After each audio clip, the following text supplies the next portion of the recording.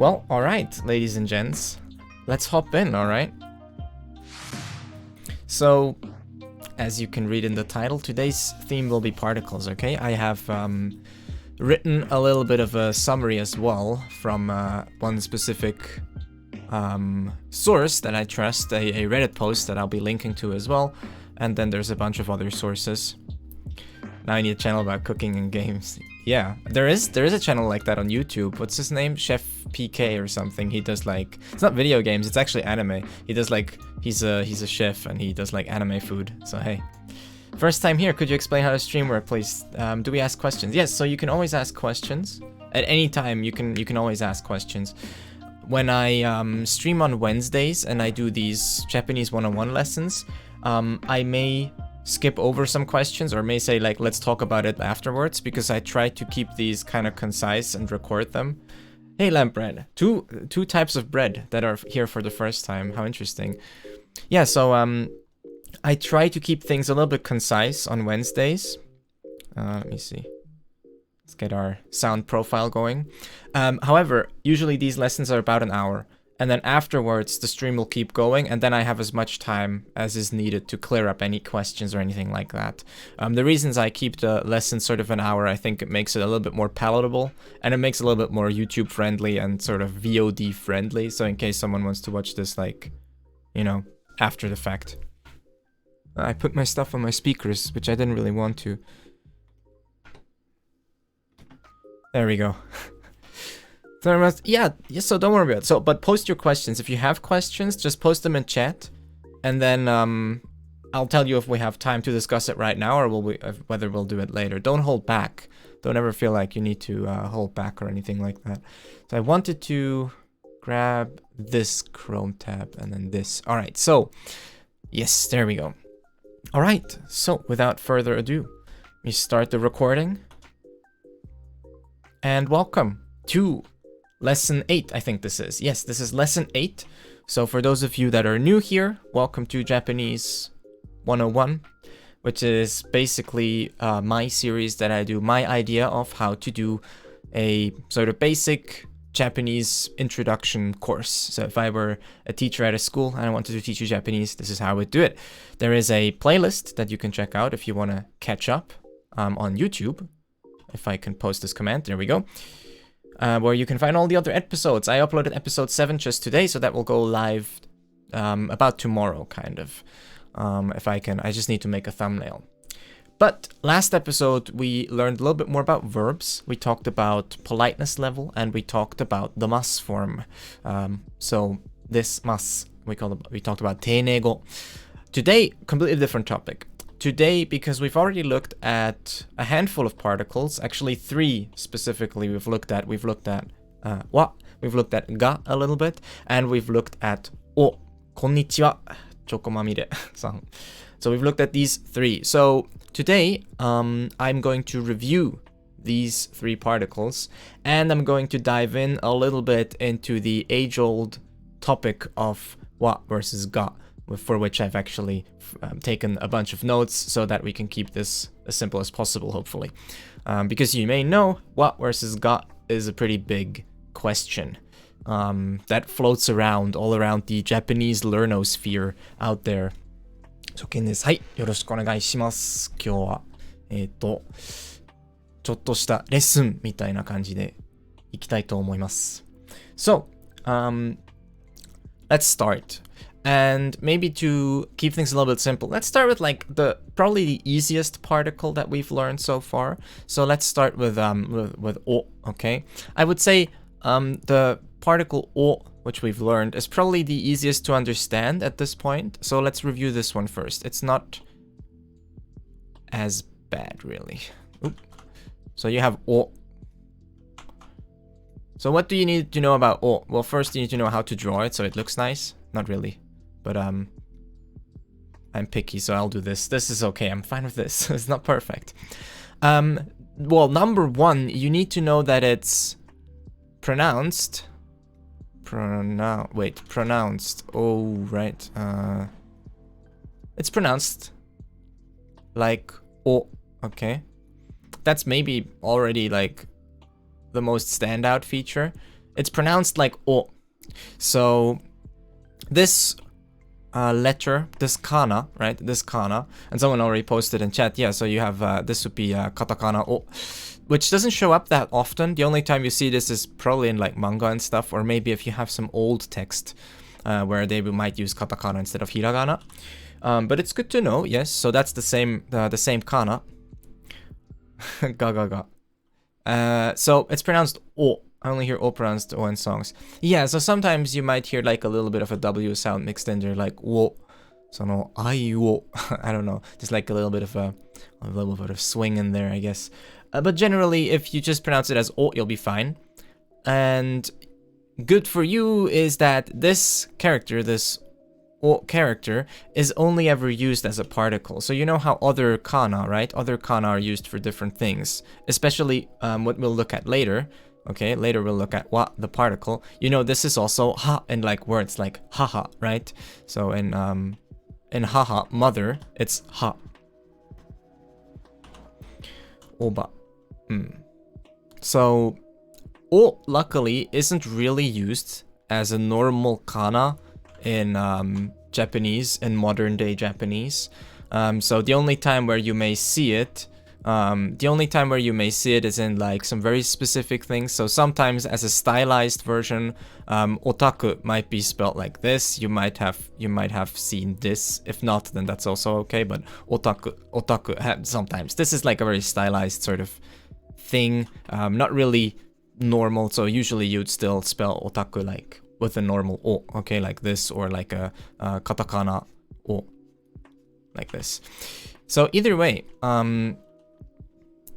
for now, we can just agree that o is whenever it shows up, it's probably going to be a particle. Like your chances are almost 99% that it's going to be a particle, depending on whether maybe you're reading something really weird, then maybe not. But chances are it's going to be a particle when it shows up, which helps us because whenever we see this kana, this o, we kind of know. We're like, okay, that's a particle, and we know it's pronounced like o. So that's like the number one rule, right, about pronunciation. Now, but what does it do, right? So let's look at function. So what's the function of o? Function. So most of you, hopefully, I hope that most of you will know this because I've talked about it a lot in the first few episodes and the verb episodes as well. Well, not a lot, but I've talked about it. I would hope that most of you have like a little bit of a feeling how to use o, but the number one function of o is basically, and this is so important, I'll mark it in red, it marks direct objects. And I've talked about direct objects kind of a lot in the very, very first episode where we talked about sentence structures, objects. And I've tried to sort of explain a little bit how direct objects work. Chokomamide-san, follow, arigato, thank you for the follow. So, what's a direct object? Let's review this. This is super important, and this will come back once we do an episode on transitivity or similar things, or again talk about verbs. So what is a direct object? A direct object is usually the direct target, or the thing that is directly affected by the action. Okay, the action usually being the verb. Generally only like verbs can have direct objects in the first place. Sorry, I had to adjust my chair there. You can't really have like an adjective with a direct object. It doesn't really work like that. Direct objects are like the targets or the things that are directly affected by the verb. Let's make some examples in English, very simple ones. I eat an apple. If I say I eat an apple, then the apple is the direct object because it's literally like the thing directly affected by the action of eating, or basically it answers the question of what am I eating. So usually you can find out what the purpose of these words are in a sentence by asking the right question and figuring out which part of the sentence answers which question. So generally, like for example, if you wanted to find a subject, you can generally ask who's doing it. If you ask who's doing it, then you can often find what the subject is, because the subject will be answering that question. The object is usually like, what are you doing it to, or who is being, if it's eating, right? Like what is being eaten, then you can also find out, oh, the apple. So the apple is the direct object. And just so in Japanese. So if we have a very simple Japanese sentence, we can be like, I think I still have some space down here, right? We can be like, ringo. Let's actually, sure, let's write ringo in katakana, why not? Ringo. Oh, and let's make this red. Taberu. Okay, taberu. All of our favorite ichidan verb, because I keep using it over and over. Taberu. It's almost a cliche at this point. Ringo o taberu. Eat an apple. Is direct object the same as direct object of action, or is it the latter, a subcategory? Well, generally, only like actions can have direct objects. Yeah, taberu. So taberu is to eat something. That's just a verb. Taberu. The thing is, like, I'm trying to think right here, but I'm pretty sure like it almost have to be an action for it to have a direct object, right? Again, you can't have direct objects for something like adjectives, let alone oh, daberu. Oh yeah, you're right. Sorry, I didn't notice. Okay, thanks, Burp. Sorry, misunderstood your thing. Maybe it's easiest if I do this. Yep. Taberu. Sure, of course, yes. That was wrong. It's not daberu, it's taberu, surely. Daberu. Well, daberu is also a thing. To chatter an apple. So, yeah, it have to be like some sort of action that can actually like affect something. And we'll get into this once we talk about transitivity and what transitivity is. But basically, to give a little bit of a foreshadowing, transitivity is pretty simple. Transitivity merely says whether or not a verb has a direct object, or can even take one in the first place. So, for example, you know, so I think it's completely ungrammatical. Yeah, if daberu is intransitive, you would never say o daberu. So, in the first place, like, but again, like, the essence of o is that it just marks direct objects. So, once we get to transitivity, you know, we'll basically learn about that, right? You'll learn something like that. Intransitive verbs, and even if you don't know what exactly that means yet, just can't take a word with the o particle. It just kind of doesn't work, except for some exceptions like movement verbs. That's for a different episode though. So o pretty simply marks direct objects. We can make many examples with this that are very simple. Ringo o taberu, to eat an apple. So if we want to express that the apple is the thing that we're eating, like, what are you eating? We're eating an apple, so that's the direct object. We can say something like, if you've watched the recent episodes of Ace Attorney, right? There was like a gun being fired, so we can have something like ju o utsu, which means to shoot a gun, right? To fire a gun. There again, answering the question, what are we firing? The word ju, or gun, handgun, is answering that question, so it is the direct object in that way. So, really, in that way, o is probably one of the more simpler particles to understand. It's pretty straightforward, and luckily it grammatically maps pretty well to English. Like, this is really just the same way it works in English. Just in English, you would determine this with the position in the sentence. Usually, English being subject, verb, object, you would know that object or direct object would come last, so that has to be the direct object. Not so in Japanese, obviously. Our sentence structure is more fluid, so we just know that, oh, the word that is marked with o is the direct object. Cool. Alright? So there you go. It's pretty straightforward. O, luckily, not that hard to understand. Just a matter of getting used to it a little bit. Also, o, very easy to spot. Okay? So, next, number 2 of our particles today is going to be, let's see, let's talk about ga first, okay? I'm going to talk about ga. So ga is basically a subject marker. So I can make some space down here. Eradicate everything. So the next particle that we're going to talk about is ga. Ga. There isn't any special pronunciation rules with ga. It's just ga, the way you would pronounce this anyways. In that regard also, it is pronounced the same as though it was used in a word. For example, you know, the word gakko, right? School. I feel like my ga always kind of looks ugly no matter what I do, but okay. And the word gakko, you would just have the same word and the same kana, the same pronunciation. So in that regard, it is equivalent. No special rules here. Oops, that's kind of ugly. Games fan, thanks for the host. So, we have ga. Generally, ga, since we don't have to talk about pronunciation, we can just jump right into its function. The function of ga is generally just a subject marker for the most part. So its function being a subject marker. So I'll make that red. Subject. And now again, it's important to understand what a subject is so that we can make sense of this. Subject marker. Subject marker. Okay, so this is also sort of a throwback to episode 1. I guess I'll post it again in case, since there's a bunch of new people here. If you really want to dive into what subject, object, and stuff and sentence structure is, I did do my first episode ever about that topic. So that you can see that one here. I think this also links to the playlist anyways. But simply speaking, we can do a similar sort of... We can think about this in a similar way as we did with the object marker. So just think about answering what word in the sentence answers the question, who or what is doing the action? And that's generally the subject.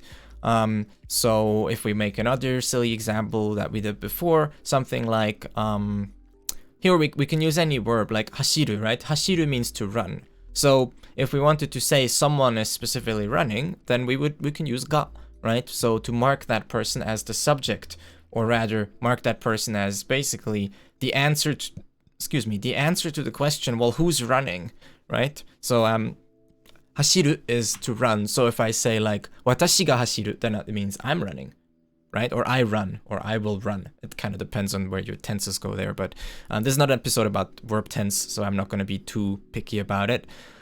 So we just pick the sentence. Watashi ga. Let me make the particle red so it stands out a little. Watashi ga hashiru, which just means I run, I will run, I'm running. I feel like I'm very inconsistent with my kana. Sometimes they look okay, sometimes they look horrible, but that's okay. Handwriting is a subject that I have yet to master. Watashi ga hashiru, so I run. You could obviously add anything here. You could say Bobu-san ga, if you wanted to say Bob is running. You can add basically any noun. Oh, this is another thing that I can point out at this point. Generally, most particles will, most like of the basic particles, and certainly all of the ones that we're learning about today, or that we're reviewing today, attach to nouns, or at least like noun-like things, okay? Like maybe a nominalized verb, which behaves like a noun, or a clause that has been nominalized so that it can also behave like a noun. So all the particles that we're going to look at today, which are again o, ga, and wa, attached to nouns. So you can actually, grammatically speaking, any noun can go here. It doesn't really matter. This is sort of, and also, this is also an interesting thing to think about, but sometimes things can be very correct grammatically speaking, but they just don't make sense, okay? So, so this is kind of intuitive, but it's just something to think about. Like, generally, grammatically speaking, any noun can be there, but it doesn't really make sense. Yeah, right? So, verb gave us the sentence, ringo ga hashiru. Doesn't really make sense. Most apples don't run. So it's a bit of a weird one, right? Ga versus what? Yeah, that's coming up. So that's going to be sort of the second half of this episode. So brace yourselves. I'm going to try as much as I can to talk about ga versus what. Andre Blue, thank you for the follow. 変なリンゴ。確かにね、そういうリンゴはありません。まあ、ありませんというか、ないと思います。I don't think there is one. If there's an apple that can run, then well, maybe an Apple computer, they run sometimes. So again, just because something is grammatically correct doesn't mean that it's correct, though it depends on your definition of correct. Like sometimes you can say things that are perfectly fine, grammatically speaking, and yet they make no sense whatsoever and are thus best described as wrong in the context of this of the language, right? But that should be, that should be obvious. All right, so subject marker. Now I'm going to go into more detail about ga and how it compares to I'm going to go into more detail how ga is different to wa, and like how these two can sort of function in different ways and sort of how they interact with each other. But first, this is the overview part. So I feel like even if you don't know that much about ga, if you remember it being a subject marker, you're already like, you're like 75% of the way there. There's not really that much going on. The rest is nuance. The rest is nuanced. This is basic grammatical function as subject marker or like a target marker thing. It kind of marks the thing doing the action in that regard, like the subject. And then the way it interacts with adjectives can be a bit interesting, but I feel like that's better discussed once we go back to talking a little bit more about adjectives. So, as an overview, right, just sort of a subject marker. And even with adjectives, we would even say in English as well, like, we can say something like, the car is red, right? It would be like, kuruma ga akai. And we would use ga generally in this context, because we mean like a specific car. And I'll talk about the difference between something like kuruma ga akai and kuruma wa akai in a bit. But first, let's do this same sort of thing now with wa, okay? Sort of like an overview, like a top-down view of what wa actually is. Wa is a little bit different. Wa stands out a little bit, as it, you know, as you are probably aware. If you've tried to learn Japanese, if you're learning Japanese, then you know that wa is sort of the odd one out. Not really, I mean, it's kind of. The reason that is not because wa is actually anything strange in the context of Japanese. It's more that wa has a function which just doesn't map very well into European languages, okay? The grammatical purpose of wa is such that it is very hard to find a mapping into European languages like English that works out sensibly. This is not really a thing that exists in English grammar or any European grammar as far as I'm aware of. At least not in like a grammatical way. It kind of exists in a conceptual way. But first, obviously, let's talk about pronunciation again. I've said it so many times now that, you know, if you haven't realized, then, you know, you probably know pronunciation. Be careful here that I don't mess this up. My letters got very tiny there at the end, didn't they? Shun. Better. So you probably, hopefully know at this point, and if you don't, I'll stress it again. This is pronounced like wa, okay? Pronounced like wa. When it's a particle. 私はうなぎだ。そうですか。今頃うなぎまでネット使えるんですか？使えるんですか？ Only one. Oh, really? Well, two in total, I guess. Pronunciation. See, I always mess that up. You know what? Thank you for pointing it out. You know why I always mess this up? It's because the word noun, pronunciation. But I guess it'd be like pronunciation, right? Not pronunciation.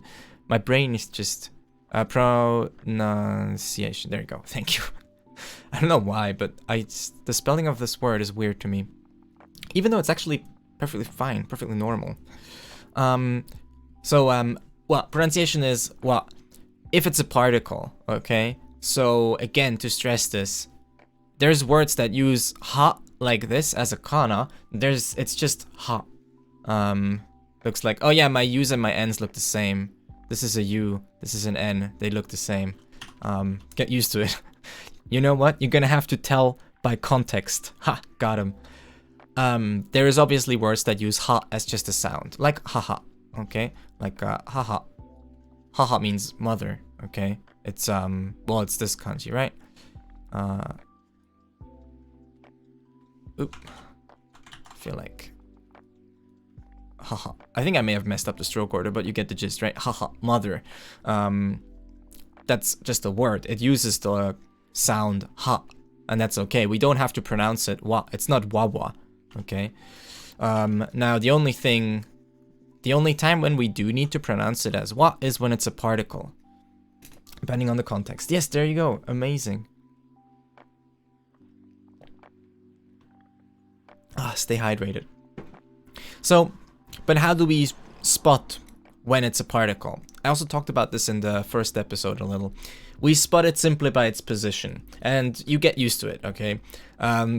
This sort of fear of not knowing when to pronounce ha as ha and when to pronounce it as wa, that's really, you're gonna get past that point really fast, because you'll realize that, oh no, it's actually really easy to spot. Because particles show up in like predictable places, and again, they kind of attach to nouns. They're in like predictable places. So often, sometimes actually it can be a little bit weird. Most of all if you have like a verb that starts with ha. So there is cases where it can be a little confusing, but most of the time it should be clear. So when it's a particle and this shows up, this ha, it's wa. But what is the function of this particle? Well, the function is where it gets a little bit tricky. Or, yeah, a little bit trickier, I guess. It marks a topic. Marks topic. And this is where the confusion starts. さあ、書き方が綺麗です。そうですか？の書き方が、その書き方が綺麗。そうですね。Yeah. So we're gonna talk about what the different versions. So grammatically speaking, both of these are fine. その誰かさんの書き方は綺麗です。誰かさんの書き方が綺麗です。In this case, I would definitely go with が for assuming what you're trying to say, but using wa could have different implications here as well. They're both grammatically correct. We'll talk about that actually in a bit. And that's when we get into like the haga or the wa-ga discussion, which gets pretty interesting. So it marks topic S. Let's add an S here, just so we're a little bit better, I guess. But what is a topic? Well, this is where it gets complicated. Like, grammatical topic isn't really a thing in most Western languages. Not that I know of. It may be. All I know is like English, a little bit of French, like Latin languages, and I know English, and I know German. So, as far as I can say, this is not something that generally shows up as a grammatical concept for most of us, like, with European language background. But a topic is, I feel like, almost best described just with its name, topic. Topic is just what you're talking about. It's just the topic. As dumb as that sounds, there isn't really like a deeper meaning behind it. It's really just that. It's like it's a matter of like just marking basically what the general topic is, and then it has a bunch of other purposes and nuances. Yeah, I think Burb is talking about what's it called? 古典仮名遣い? I forgot. But yeah, old kana zukai. You had a bunch of different kana. Like, for example, you might see something like you suddenly written like this when you used to be spelled with a h instead of an u, right? It's like, this is, and the wa and o thing is sort of a leftover from that. So you also had like I in certain cases was actually spelt with the now no longer used kana, the we or whatever you want to call it. If you type W-Y-E, you can still get it. Used to be pronounced, yeah, there you go. Basically that. HD さん、フォローありがとうございます。Thank you for the follow, HD. I haven't read all of your numbers, but I appreciate it.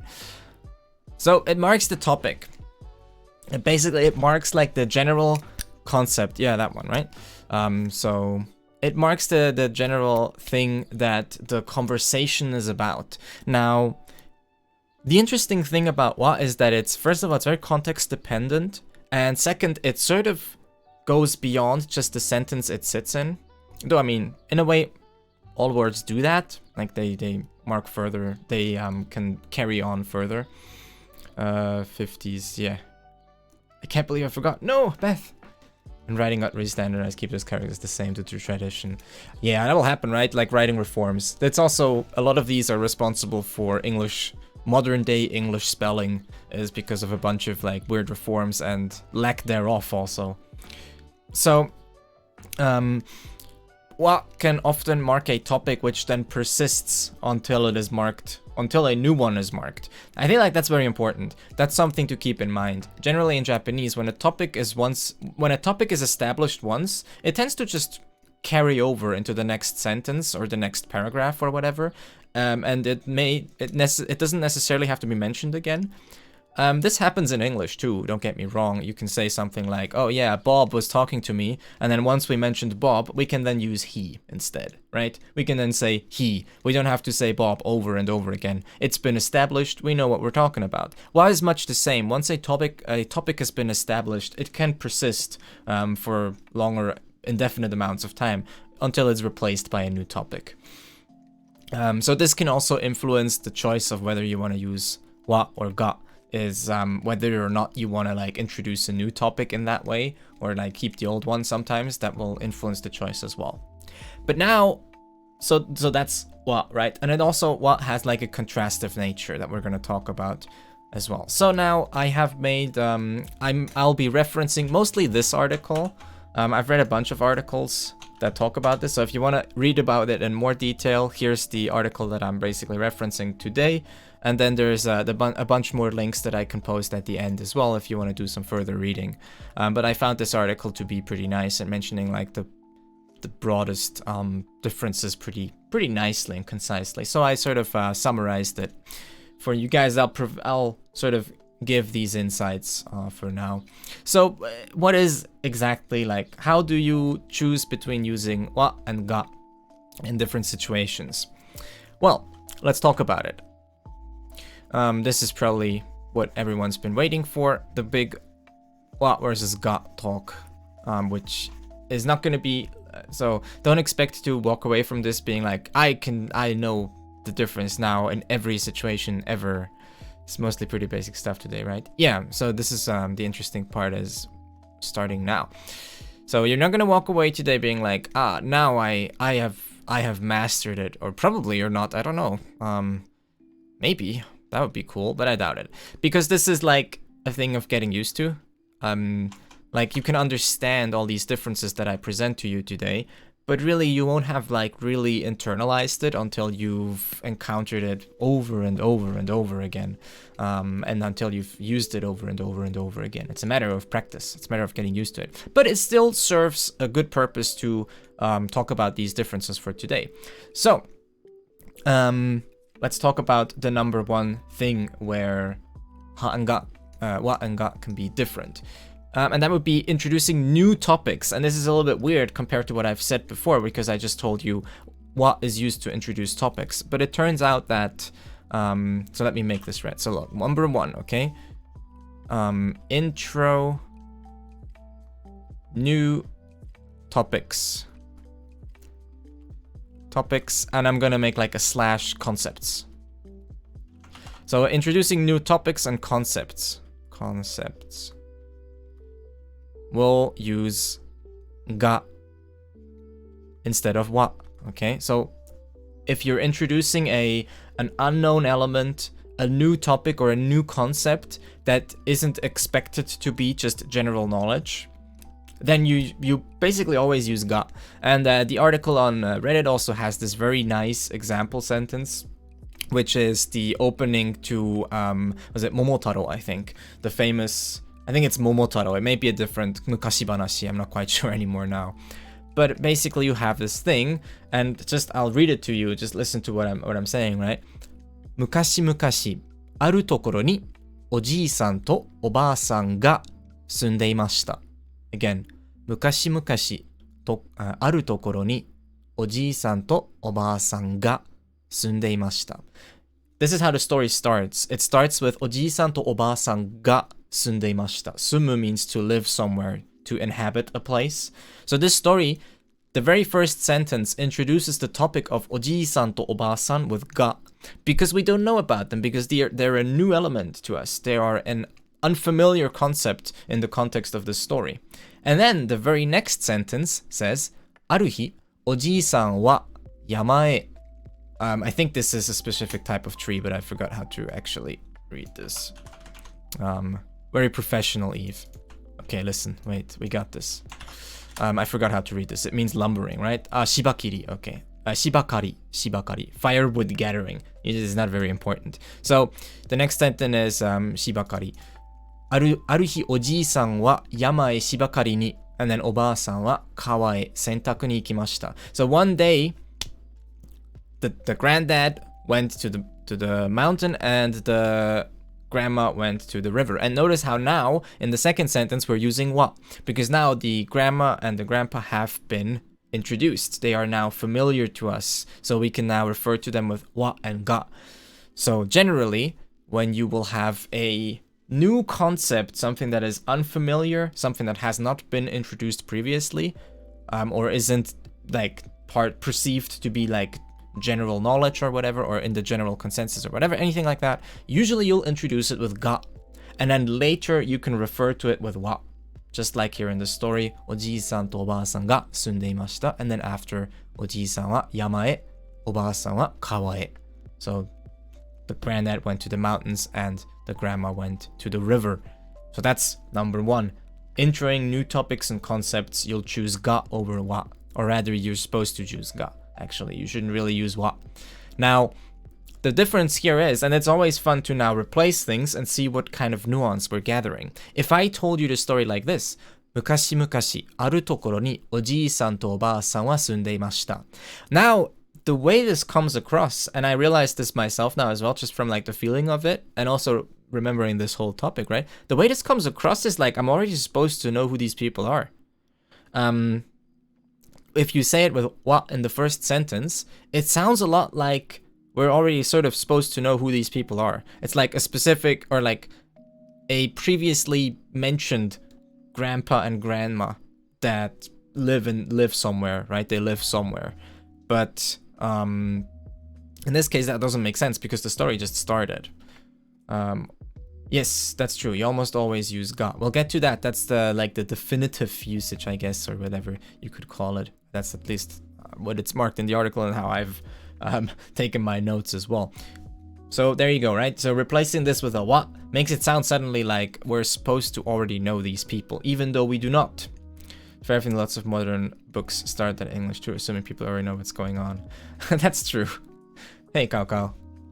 You could do that, but in Japanese it really does sound strange, even just like on a purely functional grammatical level. And ate, hello. So that's number 1, entering new topics and concepts, things that haven't been pre-established. Once they have been established, you may use wa to refer to them again. So there you go. That's number 1. Number 2. Number 2 is this one is more talking about wa again. This is generic and pre-established topics. So here, let's do generic topics. Yeah, just do generic topics. Things that are pre-established. Things that we all know. So you use wa, and this, so I'll make an arrow here. Generally, wa. Okay, generally wa. You use wa when you know you're talking about a generic topic, a thing that is pre-established, a thing that you expect the listener to already know about. Something that you're just like, well, I'm pretty sure everyone knows what I'm talking about. Then you can use wa, no problem. An example of this would be something like 人間は素晴らしいね. 人間は素晴らしいね. Like humans are great, humans are beautiful, humans are fantastic. All right, something like that. Now we can use 人間は because, I mean, most of us will know what a human is. We don't really, that's not a topic we have to introduce. That's just a thing that exists. That's just a it's a generic thing that I can just bring up like this without the need for any introduction. Obviously, we all know what a human is, hopefully. So, 人間は素晴らしいね. If you said something like 人間が素晴らしい, it sounds a bit weird. It's like you're almost saying there's one specific human that you mean. Like この人間, then maybe it would make more sense. So in that case, using these terms that are very, very general and then using ga instead of wa makes it sound a little bit weird. Mayakuya konnichiwa, or you're an alien. So yeah, so like in this case, like 人間が素晴らしい, that sounds a bit strange. It's a little bit of a weird one. But then if you said like この, then it makes it a little bit more acceptable again, because then we really mean a specific one. So that's topic number 2, or that's part number 2. If you have a generic or a pre-established context, a pre-established word, a pre-established topic, you can use wa, no problem. There's obviously more of these that apply. Something like 犬は可愛い. 犬は可愛い. Dogs are cute. You mean all dogs. You're not discriminating. You're just saying all dogs are cute. The whole topic of dogs is cute. So 犬は可愛い, right? It has some sort of a general feeling to it, like you're making a general statement about something. Which leads us into the next thing, which is number 3, is 日本語は難しい. そうですね. That's a good sentence. 日本語は難しい. Because 日本語, we know what it means, we can just use it like that, right? The whole thing of 日本語, we all know what it means. So it's totally fine to make like a generic statement about Nihongo. So the next one, 3, is general comments versus specific comments. So that's kind of the last thing we talked about, sort of leads into this pretty smoothly. Do we really? General versus specific comments. Like and comment. General versus specific comments. Need to make an S here. There you go. What do we mean with this? Well, general will generally be wa. And specific will, I forgot a C there. Specific will generally be ga. Let's make some examples here. So there's an interesting example here that we can use, which is something like, and again, specific here means, yes, don't forget to follow and subscribe. Specific here means that it's specific. I really messed up the spelling of specific, didn't I? Specific, there we go. Specific here means that it's specific and it points to a specific thing or a specific context, right? Like a specific situation. It can be like situationally specific. So let's use an example sentence such as Sora wa aoi. Sora wa aoi. The sky is blue. That's a perfectly fine sentence to say. First of all, sora, we all know what it means, right? Sora wa aoi. So we all know the sky, generally. It's not really something that is unknown to us, so it's usually fine to use wa. And then, at the same time, it's also fine to make a general statement about the sky, because the sky is generally blue, right? Lecker. Spezi. Sora wa aoi. That's generally a fine thing to say, because we know the sky is blue, so we can just make this general statement. Compare that to Sora ga aoi. Sora ga aoi. If you said that, makes it sound a little bit more specific, a little bit more situational. Maybe you're saying that the sky is specifically blue in this situation right now. Maybe you're like, you know, you're looking at the sky right now, Sora ga aoi. Like, oh, the sky is blue. Like, you just realized, or maybe it was cloudy and it's not cloudy anymore. It's a little bit more of a specific statement, okay? Now this is where you can already start where it gets into the nuances a little bit, right? Because, and this is really where what it boils down to at the end of it. This is nuanced, okay? There's no real like one way to tell how things go. It's more of a, you learn sort of the rules and the implications, and then you, every situation you encounter, you gauge that, and you're like, oh, are we more in this nuance, or are we more in this nuance? And then generally you should be able to grasp that. It's like sarcasm, right? You have to like pick up on it. Tero-san, konnichiwa. So again, general comments, Sora wa aoi. The sky is blue. It's just blue. That's just what the sky is. Specific comments, Sora ga aoi. Maybe the sky, maybe you're looking at the sky right now and you realize, oh, it's blue. That's more of a situational comment in that case. It's interesting here as well to bring up something like Sora wa akai. Sora wa akai, while it is a grammatically correct sentence, it is also a little bit nonsensical, because we're stating that the sky is generally red, which is just wrong, because the sky may have a lot of average colors that it is during each day, but red is probably not like an average value there. It's sometimes red, you know. But saying Sora wa akai sounds a lot like you're saying the sky is kind of usually blue. You would say Sora ga akai. If you're looking at the sky and it's a nice sunset, that's an okay thing to say, Sora ga akai. But as a general comment, Sora wa akai, probably not something you would hear. By the way, there may be exceptions here because of like other nuances that something like wa can carry. So you may be in a situation where you hear Sora wa akai, and it makes sense. But generally, like mostly as far as we're talking about general versus specific comments, Sora wa akai doesn't make as much sense. You would say like Sora ga akai. Oh, the sky is blue because of this. Because in this situation right now, it may be. It's red because it is right now. Or something like that. Okay, now the next part is more of a wa specific one again. Just say Sora akai ne. Yes, the real trick is just drop all particles. Dropping particles is a little bit of an art form. So that was number 3, right? Yes, 3. So number 4. Number 4. 4 is contrast. Contrast. This mostly pertains to wa. Wa by nature can be used as an element to add contrast. What I mean by contrast is you're basically comparing things. So, right, when you talk about two things and you're comparing them, especially when it's two things and you're like literally comparing them, usually you will hear what twice, right, in the same sentence. That's another thing, right? And a lot of people, when they get started, they sort of assume that mostly particles like what can only show up once per sentence. That's not quite true. Actually, it's not true at all. So what is so extreme that it may show up multiple times within the same clause, which makes it a little bit confusing. Something like ga generally only shows up once per clause, but it can still show up multiple times per sentence.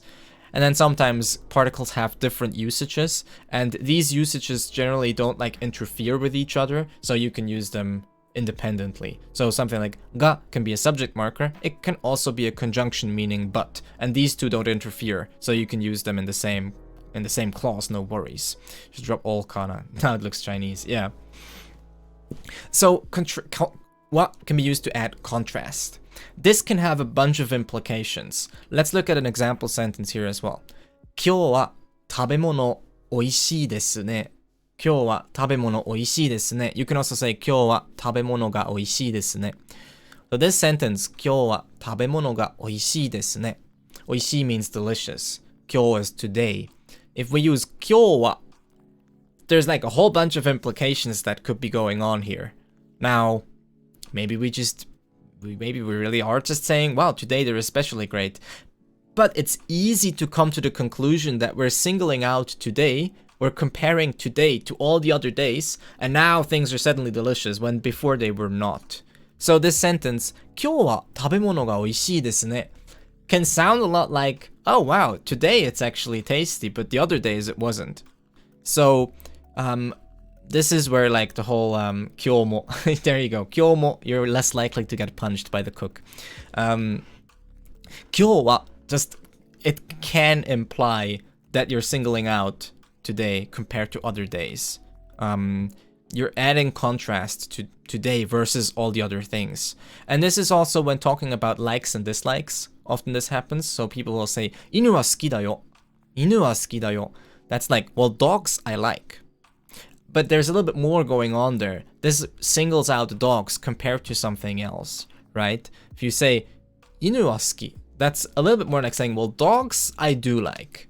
But other things I may not. So maybe you've talked about cats before. You're like, well, I don't really like cats. And then you're like, oh, but dogs I like. 犬は好きですよ. Like, dogs, those I like. So you're singling out a thing, a group from the rest of it. You're putting contrast on it. You're emphasizing that part having to have some quality which other things may not have. So that's where the real like context heavy stuff comes in, because this heavily depends on what the rest of the conversation was about. Because often what you're contrasting to is something that was previously mentioned. So if we don't know what that was, if you're looking at it in a vacuum, then it doesn't always make sense. Dogs are my favorite. Yeah, so it could be, right? But it really, really depends on the situation. Again, if someone said like, 私は猫が好き. 私は猫が好き. So often also with 私は is used like that. You're talking about yourself as compared to everyone else. You're saying like, well, as for me, I don't know about anyone else, but me, right? That's very common to talk about yourself with 私は, because you're kind of just making a statement about yourself. ホタメさんこんにちは. Like you say like 私は猫が好きですね. Like I like cats. You could be like 私は犬は好きですね. Like I like dogs compared to cats. And then again, we can use what twice here really. That kind of works. You can do that, If you really, really need that contrast, you can use what twice or multiple times. How do you get that? You can probably type お邪魔します and it should show up. So that's like one example, right? So contrast. And another thing that's a little bit interesting is that depending on how you look at it, contrastive wa can show up in places where it doesn't really mark any topic. Though that's a bit of a, I think that's a bit of a heated debate. I've seen both arguments be made, and I've talked about it in the past. But for example, let's look at a sentence that has some sort of starting point, and then it has something like a simple verb, taberu, right? Again, all of our favorite verb. Tabete, and maybe you've seen this construction before. Tabete wa ikemasen. Okay, I don't know if you've seen this before, but well, now you have. Tabete wa ikemasen. Ike or ikenai, because that takes less space. Haha. Tabete wa ikenai. Suddenly here we have a wa, but what is it doing? Is it marking a topic? Well, not really, right? Like, is tabete a topic? Seems kind of reaching at that point. Like, I feel like we're reaching if we're saying, no, yeah, tabete is the topic. I don't know. But is it contrastive? Yes, pretty much, right? Tabete wa ikenai. Eating you can't do. Other things you can do maybe, but eating you cannot. So this contrastive function of wa can show up in like unexpected places at first, but it does kind of make sense if you think about it like this, right? But again, there's people that argue about this. I feel like it does make sense to not consider this a topic marker. Also because, again, I just feel like it's reaching a little. It's like, how do you even conceptualize this being a topic marker, like right there after a te form, a conjunctive? Like, are we marking the verb as a topic here? It's a bit strange. Makes much more sense to just say, no, it's just there for contrast. And in that regard, it's a lot easier to kind of understand, you know? Makes sense to me as a topic marker. Really, I could never, I don't know. I don't really see topics like that. But it's like, whatever, right? This is more a question of how you personally want to interpret things. But yeah. But I feel like definitely you can argue that it adds contrast. It's there for emphasizing, for contrasting. You have like an infinitive. To eat is you can't do. Yeah. As for me, eating is how I interpret it. But what if I started the sentence with like, watashi wa? Then I already have the as for me part, right? Endo. Thank you for the follow. Follow arigato. Oh, as for eating. I guess the as for eating part. As for eating. But like, again, just using the words as for does not grammatical topic make, right? Like, that's not, I mean, that's a way of like, a roundabout way of like capturing the nuance of wa a little bit. But also, since grammatical topic doesn't exist in English, just using the words as for does not mean that we've now like translated the concept of grammatical topic into English, right? If anything, we have more so translated the concept of its contrast to English, because as for me or as for eating generally implies some contrast, implies a singling out of that thing compared to anything else. But that's, I feel like, going a little bit too far maybe. But the most important implication. Yeah, so again, generally, all of these things depend on context, and you have to sort of just choose what feels right in the situation. So today I'm just going over a few rules to hopefully help you get used to it a little bit faster. But in the end, the best thing to do is to just read, listen, and get used to it. And eventually you'll be like, I kind of get it. Like, it's clicking. It's starting to click. That's hopefully where you want to be. Suggest Connor's language is so contextual. Yes, all language is contextual, and Japanese especially is very context dependent. Okay, last point, number 5. Number 5 is more so towards ga again, and that is a definitive ga. Number 5. Wait, this ought to be read. Or ought it not? I don't know. I don't really care much about grammar at the moment, to be honest. Ooh, you should care about grammar. Grammar is great when you're a beginner. It's the one thing to learn. I can talk about this after the explanation a little bit, why I think grammar is a good thing to learn as a beginner especially. Because I think actually grammar gets less important as you move on. Definitive ga. Oops. Hey! Thank you, Baguette, for the follow. You know what? You know what? You sly little person, you're our 1,300th follower, so thank you. Don't care about grammar. I know, right? Hashitanai koto. Definitive ga. This has already come up a little bit with people talking about dare ga and stuff like that. So definitive ga is basically using ga when referring to an exhaustive thing, referring to a very definitive, very specific and exhaustive thing, a thing that is like singular. Well, not like too specific in the grammatical sense. It can be many things, but like a singular concept. You know what I mean? To give you an example, there's like this little dialogue here. Do they win? What do they win? My eternal gratitude. So you have this example here. You have three people, A, B, and C, okay? So A says, 誰が寿司が好きですか? 誰が. Again, usually when asking questions, specifically with question words like 誰 or 何, then you will use ga. Saying 誰は is very weird. You won't hear it. You can just remember that as like a rule, but it also pertains to what we've talked about today as like this 誰 asking for like a specific thing. Makes no sense to use wa, which is more of like a generic, general statement at that point. It sounds weird. So just remember, usually 誰が if you're asking a question, 誰が, and basically never 誰は. Like I don't think it's ever used. 誰が寿司が好きですか? Who likes sushi, right? 誰が寿司が好きですか? Who likes sushi? And you could say like 私は好きです. That's B, right? B is like 私は好きです. And then C is like 私はあまり好きじゃないです. Notice both of these people have used 私は because they can refer to themselves like this. They can talk about themselves, basically themselves being the topic. Very common thing. 私は something, something, something. So you're just saying, as for me being the topic compared to whoever I don't know, but me, I like it or I don't like it. And then in the last thing, A, the first person who asked who likes sushi can maybe respond, そうか. じゃあ B が寿司が好きですね. I see. So B likes sushi. And again, we can use B or B さんが, right? A, B, C. So we can say, oh, B likes sushi. B が寿司が好きですね. So like B likes sushi because here it's a definitive, it's an exhaustive thing. We know that B likes sushi because B just told us, right? So now we can say, oh, B does like sushi, right? We're not really contrasting it towards anything. We're just making a factual statement at that point, and we can just say it's a definitive thing. B が. こんにちは、タカさん. There you go.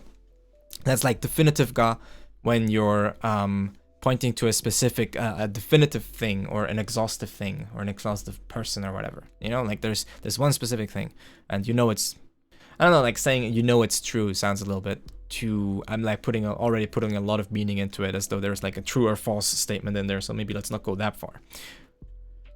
Internet friends finishing hiragana and still sorting out what said as what. Yeah, so again, that takes time to get used to. It's mostly but I think grammar can help with that as well, because part of grammar is sentence structure, and understanding sentence structure means understanding where particles will show up, and understanding where particles show up means when hot is hot and when it's wa. Vocab also helps with that. Anything helps with anything, really. It's all connected anyways. Like you can't do just one thing. That just doesn't work.